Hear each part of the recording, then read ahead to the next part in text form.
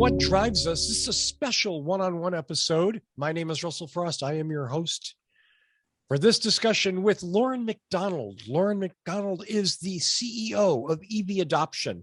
EV Adoption provides data, market analysis, and consulting services to companies that are trying to understand how the transition to electric vehicles will impact their business. He leverages more than 35 years of experience as a marketing executive, consultant, and evangelist for companies including IBM, US Web CKS, and Arthur Andersen. And yes, Loren was kind enough to write that out for me. There's no way I could ad-lib that on my own.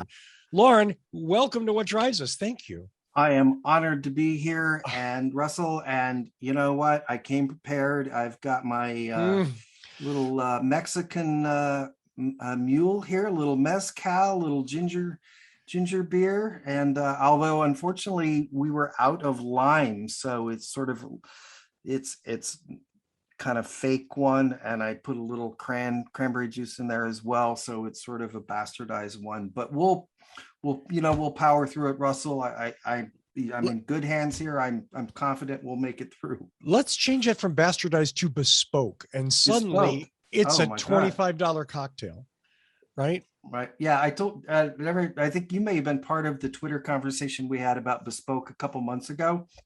Where a couple of years ago, I was in Australia. I was in Sydney, and I'm walking down the street, and I look up, and there's a skyscraper retail multi-use development being built, and it was referred to as being built by a bespoke developer. And I'm like, okay, now we've reached the bottom, right? Yeah. If we're calling like skyscrapers bespoke. Yeah. It's my favorite, and I think maybe even we mentioned this on Twitter, apartment homes. Now everything is an apartment home. It's not just an apartment, it's an apartment home. And it's like, I guess, I don't know. I just hate that kind of corruption of the language. Yeah, well, I think we just, we go with the industry acronyms and just call them MUD, right? Multi-unit developments, right? Certainly a very nice, who doesn't want to live in a Okay, MUD? Maybe that doesn't work for you if you're, searching online, but if you're in the industry, MUDs work. MUDs work, sure. I'm with that. So, I've been a fan, a follower on Twitter of yours for quite some time. And I enjoy your perspective, which isn't always the perspective that I might expect for somebody with the handle of EV Adoption Tweet on Twitter. Do follow Loren, because it's a brilliant follow. So I appreciate your perspective that you're not trying to be different, but you just maybe are more data driven than other people because of what you do. Yeah, it's interesting. I didn't necessarily start out that way, and as you said, sometimes I don't even necessarily sort of plan it. But when I first started writing years ago about electric vehicles, I actually started a website and called Loren Green. Some of your listeners, maybe 1.5, we'll get the inference there. For those of you who are under the age of 55, who are watching this, there was a TV show back in the day that had a Western TV show that had an actor named Loren Green. And so, being my first name, Loren, so I went with this site. Anyway, I started probably about 2013, something like that, writing about solar and water. California is always in a drought, right? So I was writing about water savings and getting rid of your lawns, right? I was talking about EVs, product recycling, like everything under the sun. And I realized that Loren Green was a bit unfocused, shall we say. It's cute. Yeah. So I decided, and I hit this fork in the road, Russell, where I could have gone right to focus on water savings or left in EVs. And I felt that I could probably have a bigger impact writing about electric vehicles. So I chose that, launched EV adoption in 2017. But what what always sort of struck me and what got my interest is what I refer to as sort of the behavioral economics aspect of EV adoption. Hence the name of my website and business, EV adoption. It's all about what are sort of the factors that will help or hinder the sales and the adoption of electric vehicles, particularly in the U.S. There was a lot of people, as you know, that have the data and write a lot about Europe and China and stuff. And I decided I wanted to kind of own something and focus a bit more narrowly. So I chose sort of the data aspect, behavioral economics aspect, what sort of is going to drive EV sales in the US, which by itself, as we know, is like 50 different countries, right? So right. Literally. I always, what fascinated me about it is that I saw it as like a puzzle. And so I see electric vehicles not really about cars so much, right? But is about technology adoption. So, and that's, I come out of the technology industry and marketing technology. And so what really sort of got me going and how I think about everything, Russell, is looking at it as how will consumers adopt this new technology like they'd adopted, and I hate the analogy, but smartphones, but whatever it is, TVs, refrigerators, I mean, sort of any new type of technology, what is it going to take to get consumers, to cross that chasm, if any of you have read that book, and going into the mainstream. So that was a mouthful. So I'll sort of just let you respond to that. But that was sort of what got me going and how I sort of think about everything. So we have a whole list of topics that we may or may not be able to get through, but I'm going to take them out of order if that's okay. Yeah. Okay. The one thing that really lit a fire under me that's I got to get this person on the show. You did a really thoughtful series of tweets about level 1 charging, about renters, about just the focus on charging, which of course, hey, on EVs, it's a different fuel. It's a new fuel. All about it. It's all about it, charging. Yeah. But it's so annoyingly focused on how fast can we charge? How much can we charge? Bigger, better, faster. Exactly. That's the only metric, is how many millions of watts can I shove into this car in seconds, because that's what everyone wants to do. And I'm thinking, no, that's not even what everybody does at the gas station. Well, yes, because you have to fill it up 300 miles in 5 minutes or less, right? Or it's useless.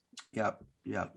So I can't ask you to reprise that series of tweets, but I think the point that really got to me was you went through some calculations that you'd apparently done about level 1 charging, the cost of the chargers, and how most people in apartments, if you lined up chargers at apartments, they would not be level 1 chargers. They would not be expensive. And for most of the residents there, they would serve them very well. Just like lower speed chargers serve EV owners at home.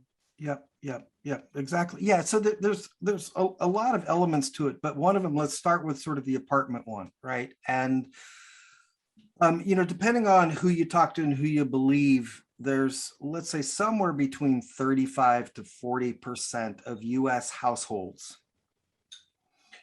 that do not have convenient access to overnight charging, like those of us who live in a single family home, and which is why we love EVs, right? Because you pull into the garage, you grab the connector off the wall and you put it in your car and you hit the garage door close, and the next morning you wake up and you've replenished the range that you've used that day. And so that is, for people who don't own and drive an EV, that's kind of a foreign concept, right?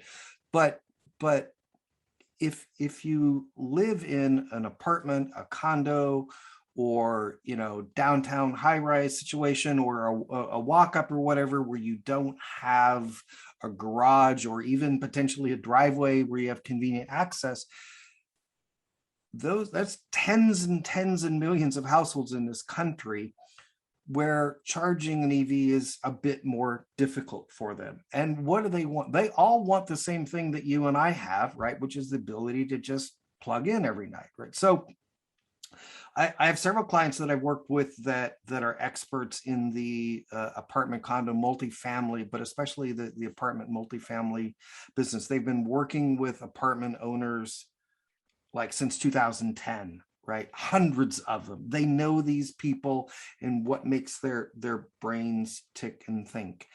And you know, if Russell, if you, I don't know if you own any apartment buildings and stuff, but if you did, you whether you owned one or 100, right? You can think about all the things that need repair and stuff with apartment complex, right? You've got to replace the roof every 20 some years, right? The sidewalks crack, the swimming pool needs repair. You've got to replace the carpets, right? It's just like, oh, you've got to add digital satellites for TV. Like there's just constantly, right? You've got to do this stuff. And yet we have the EV industry who feels, and I'm just going to be candid, that feels that they're entitled, that apartment owners should be like gas station operators, and they should just start adding at their cost a whole bunch of expensive level 2 or even DC fast chargers to their property so the two tenants who have an EV can charge, right? And so, and I'm being a little, harsh perhaps there, but the point being is these are business people, and it costs a lot of money to deploy EV charging stations, and most people don't know that. And so the point of this that I'm getting to, Russell, is that you can install potentially like 3 times as many level 1 chargers, and we'll get to what that means in a minute, for half the cost of level 2. And the big, it's not just the hardware. What a lot of people don't understand is that the majority of apartment buildings in the United States were built in the 40s, 50s, 60s, 70s, and 80s, which means that their breakers and their panels and their power infrastructure and the power that's coming from the utility in the street to the apartment building is old.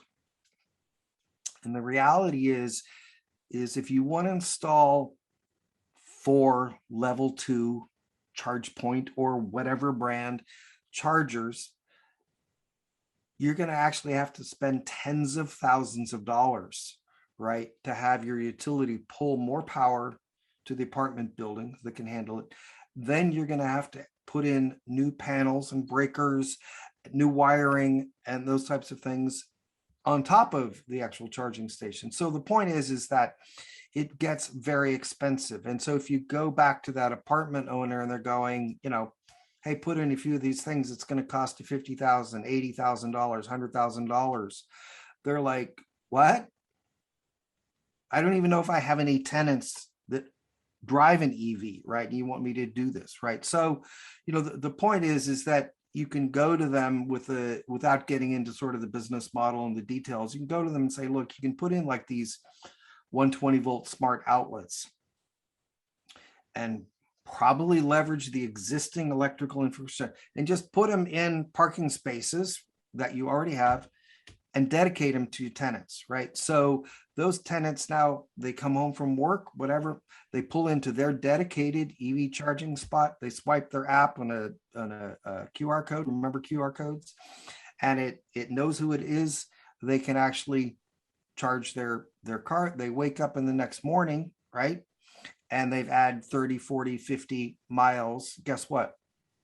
They only drove 30 or 40 that day, right? So they've replenished it. Then they go on a road trip or they go on a long business trip, whatever it is. Well, guess what? Then they use DC fast charging when they're out on the road, and they get back home, they replenish, and repeat. So if you actually do the math, people with a 250, 300 mile range BEV could actually end up the week with, adding more miles than they used if they have sort of a normal, 30, 40, 50 mile a day kind of, round trip commute and stuff. And so, I know that was a lot, but, the first part of it is just economics, right? And so if we want to build out EV charging infrastructure and we want businesses to get on board, we have to be smart when we talk to them about level 1, level 2 DC fast charger. And that's the first, one of the big problems I have with sort of, the Biden plan and the 500,000. And it's just like an irresponsible number, right? What we really have to understand is, what is the right type of charging station for the right use case and right situation. And, for apartments and asking apartment owners to write checks, level 1 is actually a pretty good solution. Now, unless you're building, I've worked with big, huge national like merchant builder. I work with one company. They're gonna build 200 apartment complexes across the U.S. in the next 2 years. They ultimately just picked a number. It was like 6. They're going to put 6 level 2s at every new apartment complex, right? Just sort of out of the gate. But that makes sense because they're designing the whole complex from the ground up to handle that built-in expansion and stuff. But when you're talking about those 40-year-old, garden apartments and stuff, asking them to just kind of check for $100,000 or 50 or whatever it is just doesn't make sense. Well, especially when you explain the efficacy of a level 1 charger and how it can replenish what you've used during the day. It doesn't even have to be your prime source, but it takes seconds. You pull into your spot, you plug in your car in the morning, you unplug it and you drive away, and you've added X number of miles depending on what kind of vehicle it is. And this, at minimal cost. And this is one of the things that I know you're probably passionate about as well, that drives me crazy in this industry, is that, the same people who are anti-plug-in hybrid, anti-level 1, et cetera, are the same people that say, yes, but the average VMT, vehicle miles traveled, for a U.S. household, consumer is, 32.3 miles, whatever the number is. It's under 40, whatever. Right. It is, it's right? under 40 per day. And we all know average is sort of a meaningless metric, but nonetheless, a lot of people in this country do only have daily commutes. And whether that's driving the kids in the Chevy Suburban to soccer practice and school, and swimming practice and volleyball, and after school tutoring and stuff. So maybe that's 40 miles, right? In their suburb, right? Or maybe they drive 20 or 30 miles to work and back and stuff. And guess what? By the way, they can plug in and charge at work if they work for a, enlightened services organization or something like that, right? Increasingly workplaces are adding them and stuff as well. But so the point that drives me crazy is that people sort of talk out of both sides of their mouth about this issue, and that either people do only drive 20, 30, 40, 50 miles a day on average, like 100 million of us in this country, right, or more.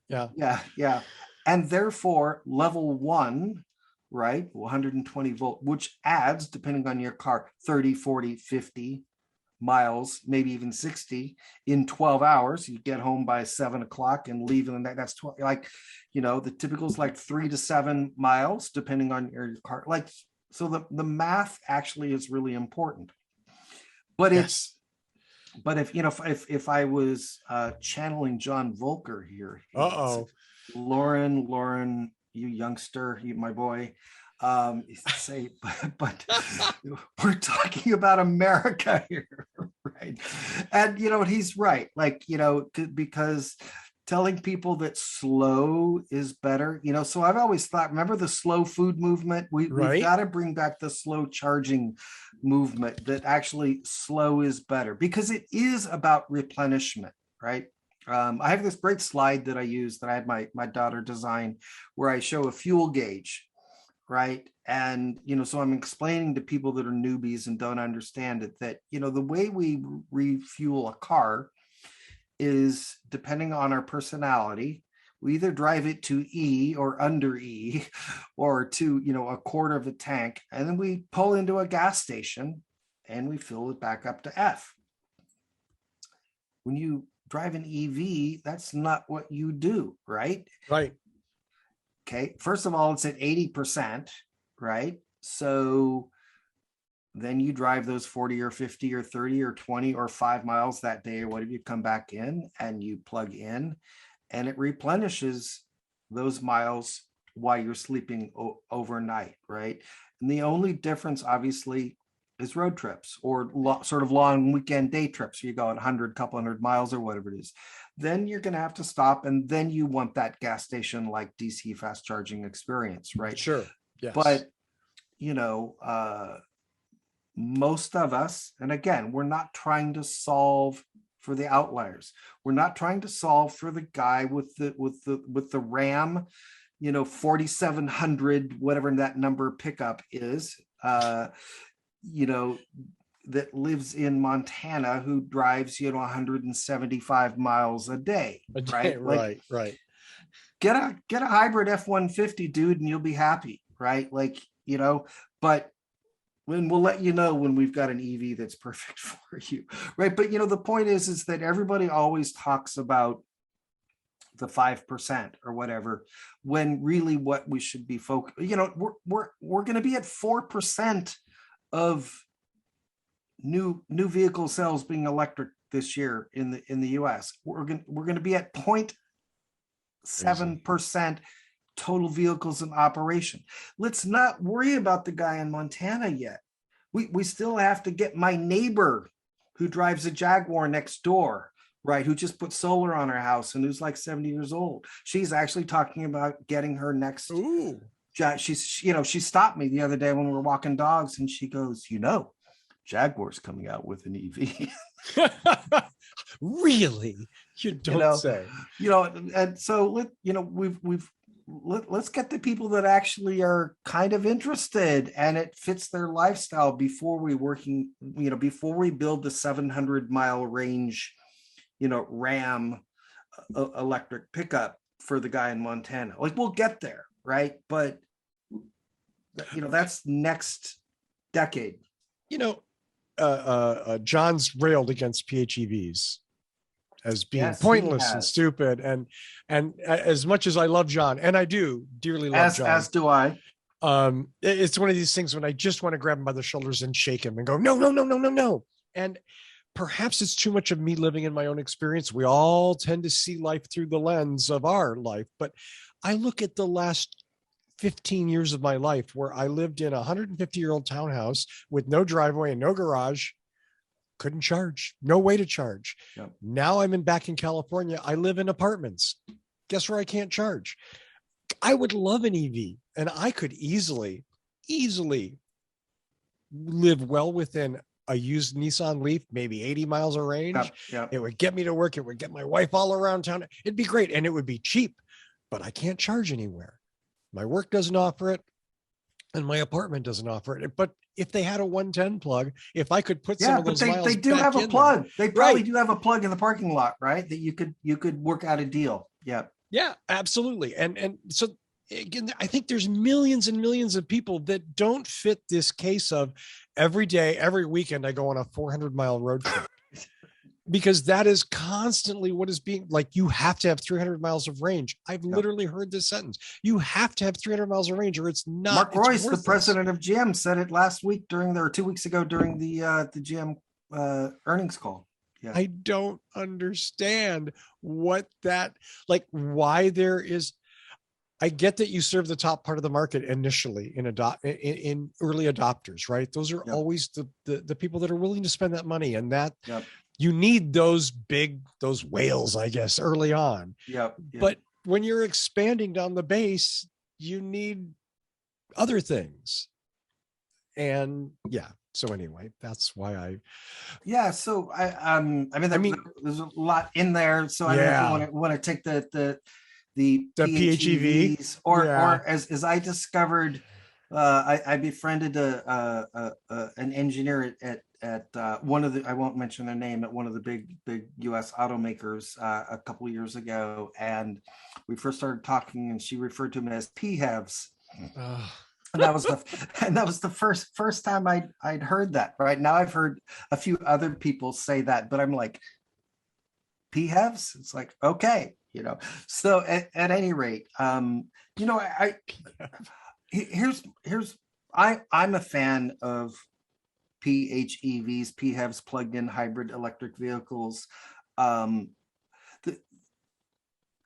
people rail. It's sort of like, remember, when you were in sixth grade and the badass kid threw the eraser at the teacher when her back was turned, and the whole class like didn't get to go to recess, right? and I feel that's the situation with plug-in hybrids, right? There's like 20 of these that get less than 25 miles of range, and there's some that electric, and some that have like 12 and 15, and yet they're getting like $5,000, $6,000, $7,000 of the federal EV tax credit. And those people, let's be honest, are buying it because they're getting a good deal and they can go in the HOV lane. They're getting the tax credit, right? And they didn't buy it to sort of plug in.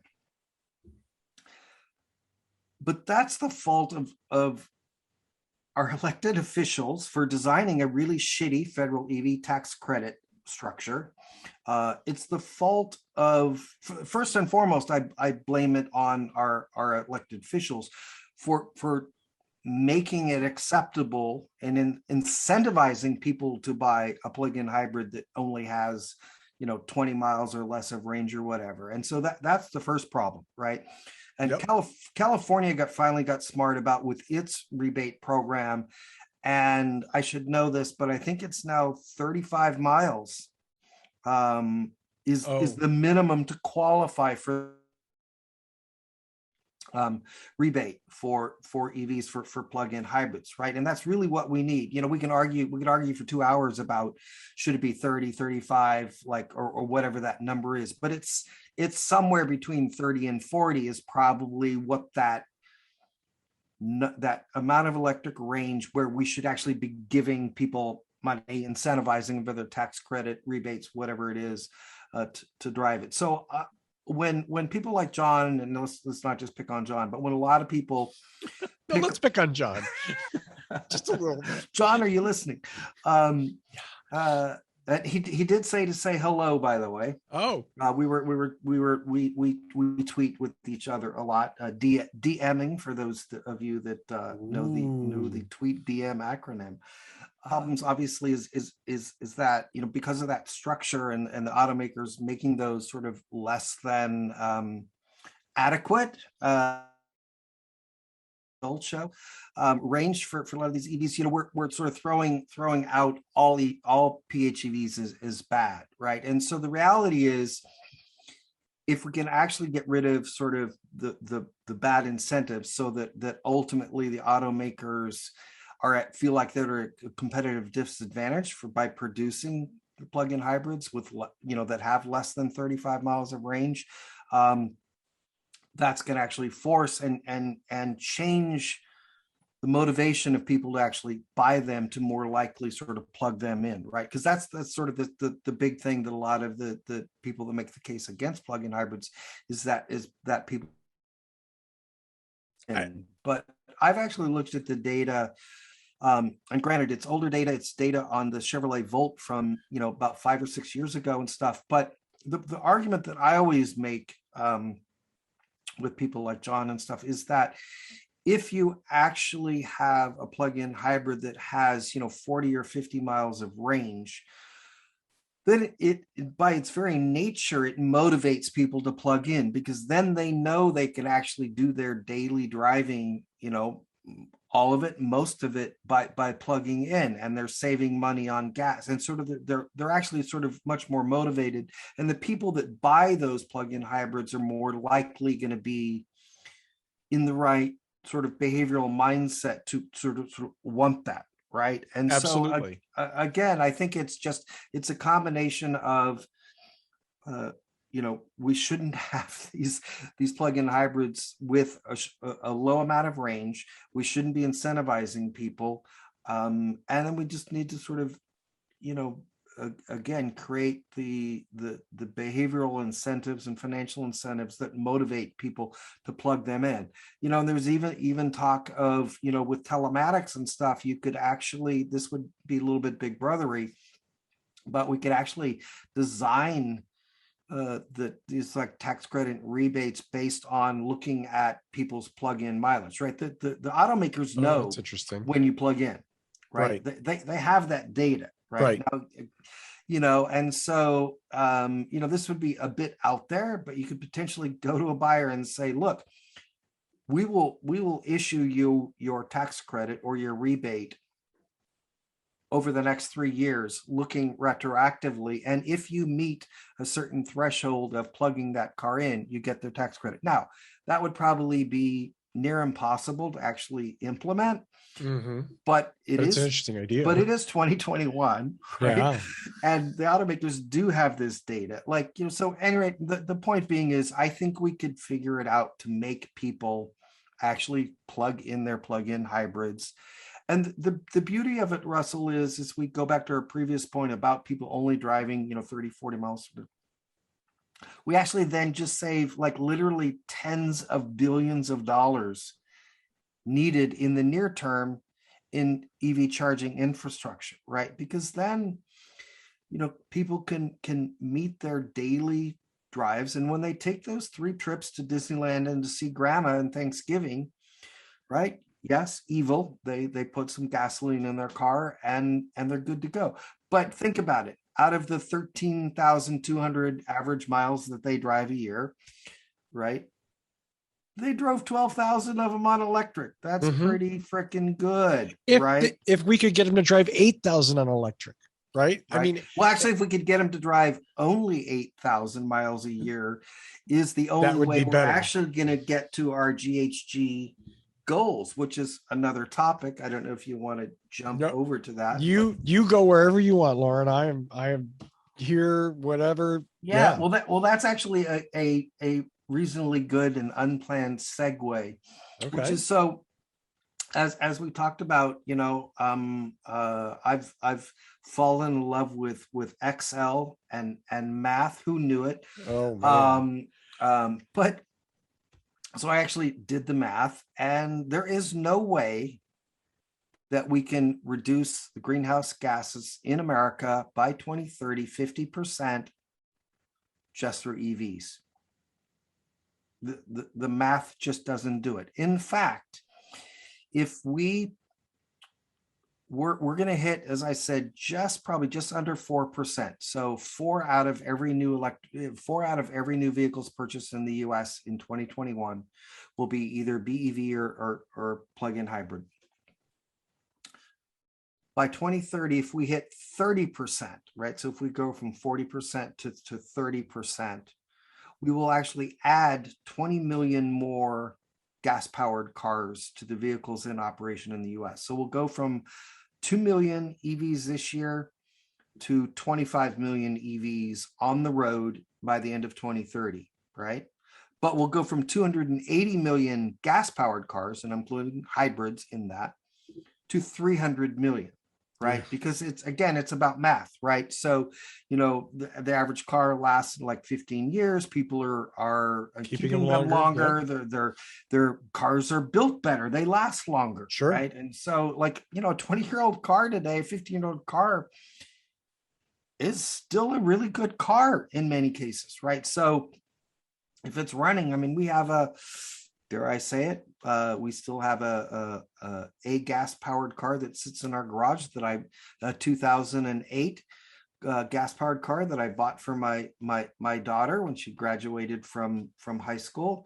And it never gets driven, so I actually had to go buy a battery charger because it dies all the time. Because the only time we would drive it, right, is to try to keep the battery charged or to put gas in it and stuff. But the point is it's now whatever that is. It's 13 years old and it's still going fine, right? As long as we keep the battery charged. But anyway, you do all the math, and even with the significant growth and adoption of electric vehicles, we're going to add 20 million more gas-powered cars to this country right now. increasingly the MPG of those cars is going to go up. They're more efficient. More of them are going to be hybrids, right? So we'll get rid of some of the emissions that way, but we're still adding 20 million more gas powered cars. So, the real sort of light bulb for me that went on when I did that math is there's really only two ways we can get to reaching a 50% reduction in GHGs by 2030. And so EVs help in that, right? A little bit. But the only way we can get there is a dramatic increase in mileage, in range, in efficiency, right? Which means we have to pass the legislation and increase, the fleet mileage goals, et cetera. We've got to get that up to, whatever it is, 35, 36, 38 miles, right? And at the same time, hybrids, like good old regular hybrids, are actually the secret effing weapon. And I know this makes you happy, Russell, but it actually is.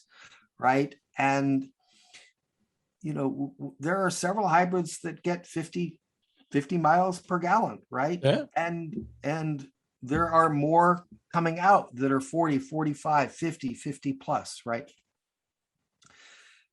And so right now, your average MPG is, what is it? It's like 20, 25. Right. And so the beauty of regular hybrids is they require zero change in human behavior. Yep. Except one. You go to the gas station less frequently. That's you don't have to buy a charger. You don't have to plug in. You don't have to learn what a CHAdeMO is, or, is a CCS, or, whatever it is, right? You don't have to, set up a special account. So have a whole wallet full of little charging cards. Right. And so, this is one of my biggest pet peeves, in that we're so focused on this, and with Biden and everything, getting, 40%, 50%, whatever the number is, a share of new vehicles being electric by 2030. And I'm not saying that's not a good goal. That is good, a good goal, but it's the wrong math, right? Because as I said, even if we hit that, which I don't think we will hit 50%, I think 35. My forecast last year was 30%. I'm thinking with everything that's been announced, with Ford going all in, and even Stellantis now, and all the pushes and the incentives and the new tax credit that could be $12,500, et cetera.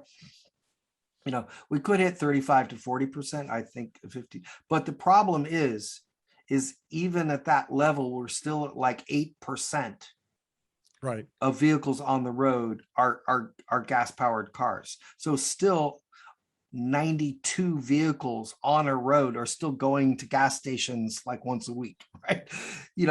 And so that's the bigger problem. So we have to look at the numerator and denominator, right? And then we have to think about, we've got to just make these cars over the next 9 years more efficient, right? And so that's why, and I know Toyota is like everybody's punching bag lately, but in 3 years, 50% of their US vehicle sales will be hybrid, plug-in hybrid, or BEV, right?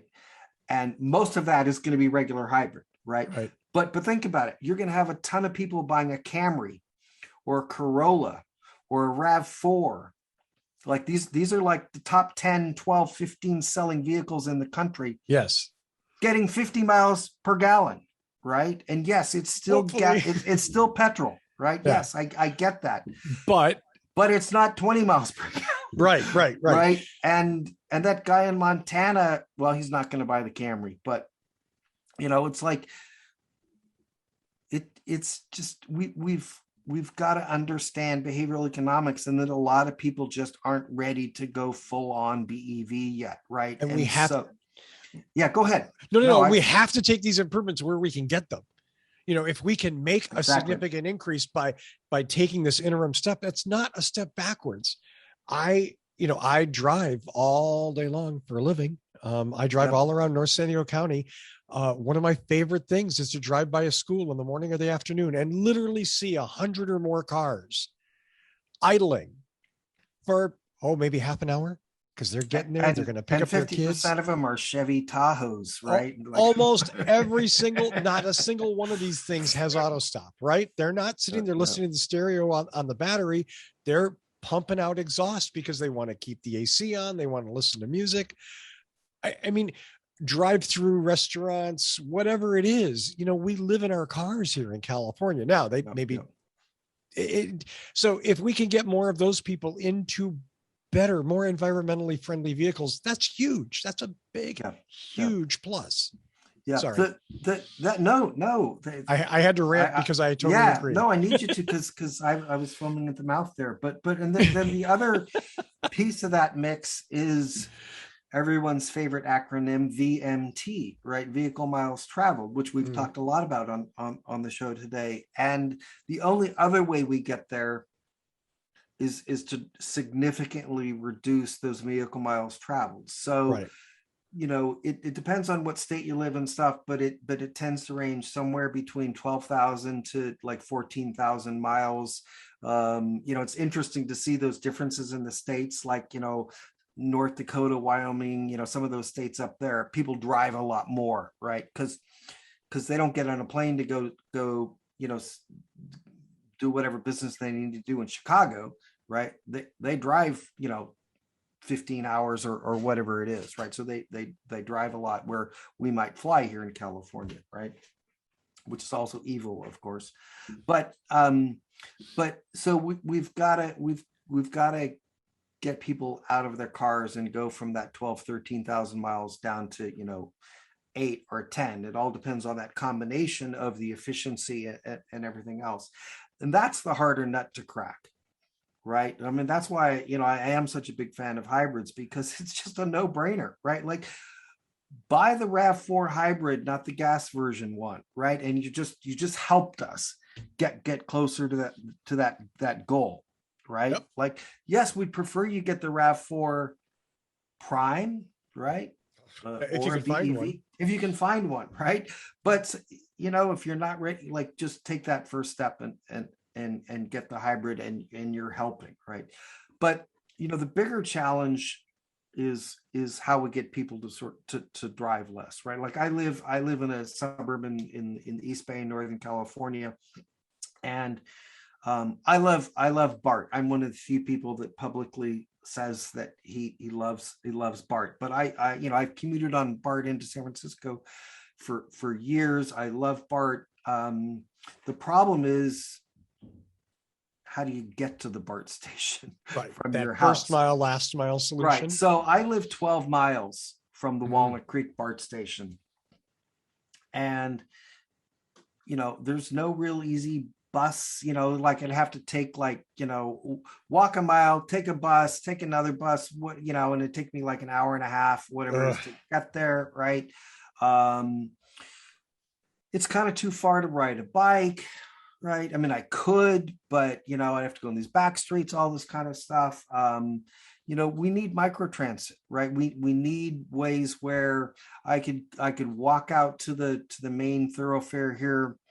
And whether it's I call it up on the app, or they come every 30 minutes, and it's a small air-conditioned with Wi-Fi bus that holds 25, 30 people, and it's every half hour, and it takes me to the BART, brings people back, like, and so we need our government, that's where we need to invest some of this money, right? Yes. How do we make it easier for people to not have to use their car and then use mass transit, right? And so it is, as you said, it's that first and last mile issue that just simply doesn't get enough attention for solving the suburb problems. I mean, I see all these people on Twitter, talking about changing urban planning and, changing zoning and stuff, right? Like,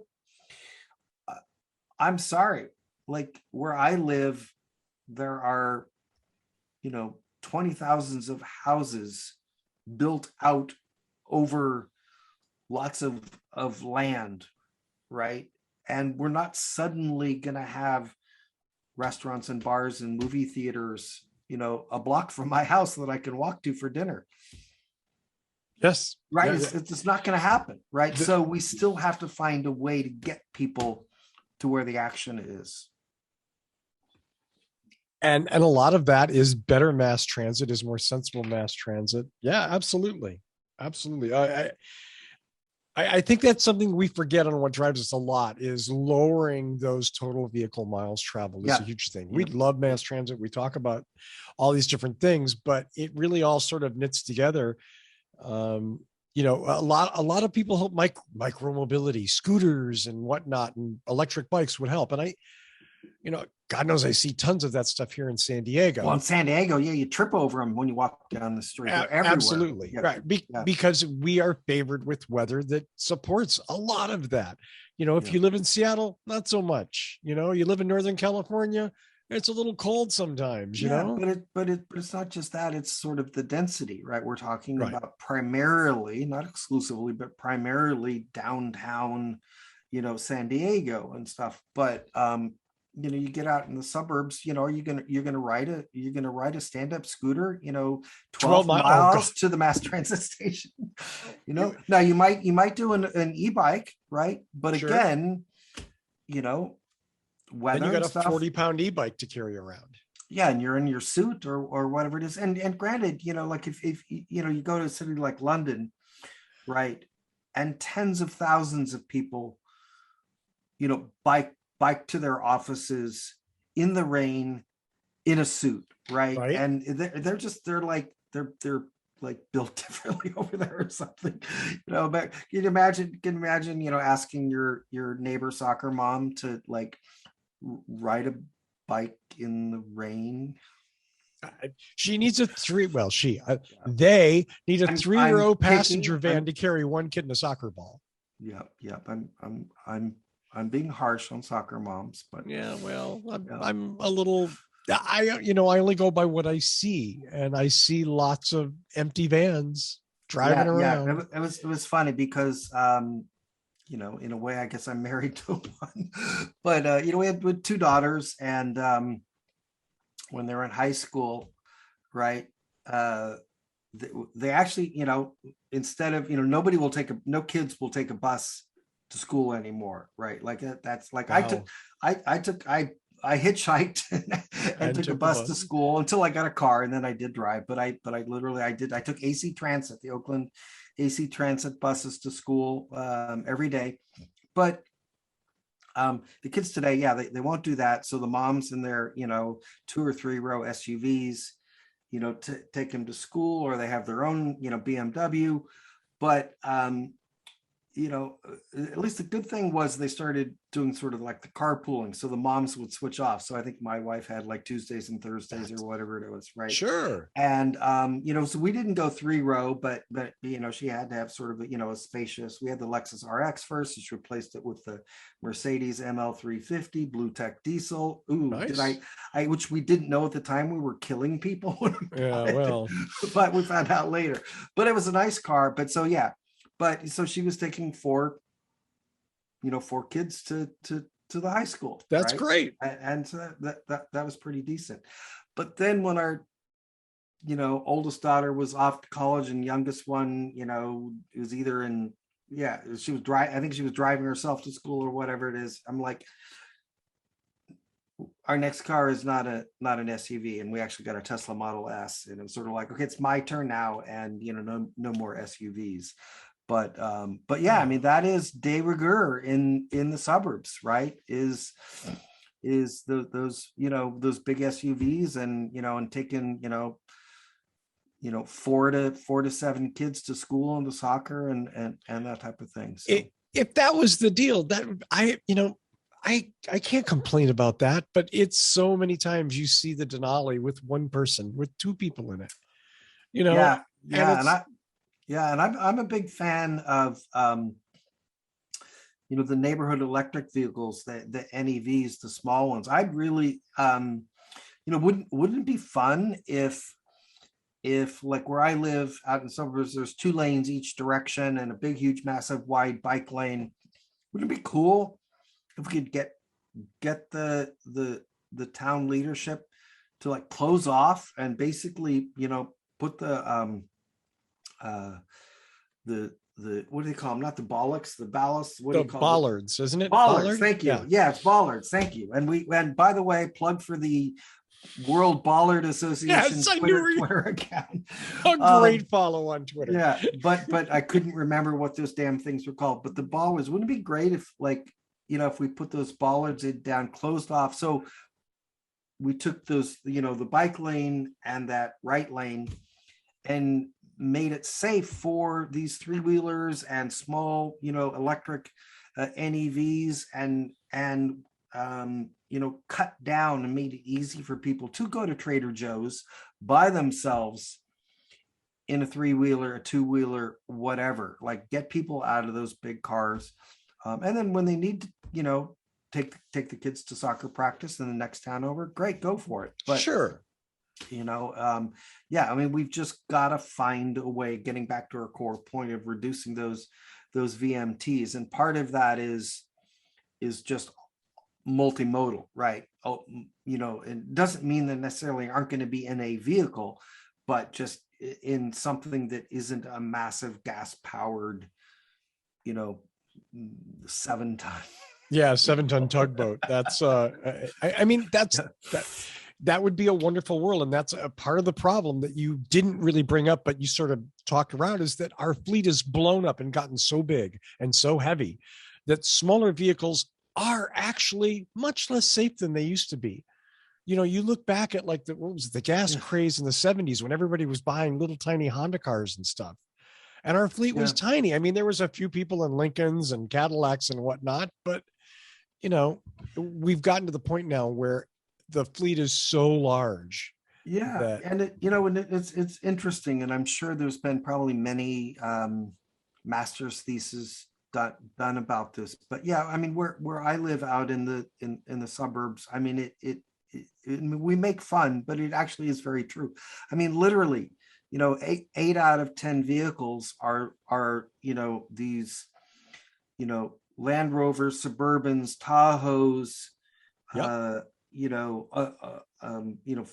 fill in the blank, sort of the, either 2-row or 3-row big SUVs. And again, we had the Lexus RX since 1999 and the Mercedes ML350 for years, but most of them are sort of bigger than that. Right. Yeah. And that's the thing, is sort of those massive ones. But the interesting thing is that I found is that, these, again, to pick on the suburban housewives, one of the things, if you talk to them, is they actually feel safer sitting up high. Like they like sitting up high. And it gives them a sense of being able to see things, even though they actually run into stuff in front of them because they actually can't see in front of them, beyond the hood and stuff. But because I've discovered this partially because of my wife, because when I talked about getting the Tesla Model S, she's like, "Ooh, I don't like riding low," right? Even though she had like a BMW 3 Series and stuff like that before, right? It was after driving a higher riding, crossover for years. It's sort of, you get used to that, being able to sort of see the landscape, and it gives you a sense of feeling safer. And, so part of it, Russell, is I think we've got to try to re-educate America that, a lot of these smaller cars are actually just as safe, if not safer, right? They just, technically they are. Right. Yes, absolutely. 5-star and stuff like that. But it's sort of re-educating and getting everybody to sort of right size, if you will. But as John would say, good luck with that. This is America, Loren. Yeah. Well, Loren, we have spent over an hour chatting, and I don't want to cut you off. Is there anything else you'd like to bring up or talk about before we? There's lots of stuff that I would have loved to cover, vehicle to grid and just, like all sorts of stuff. But, maybe we'll have to, next time.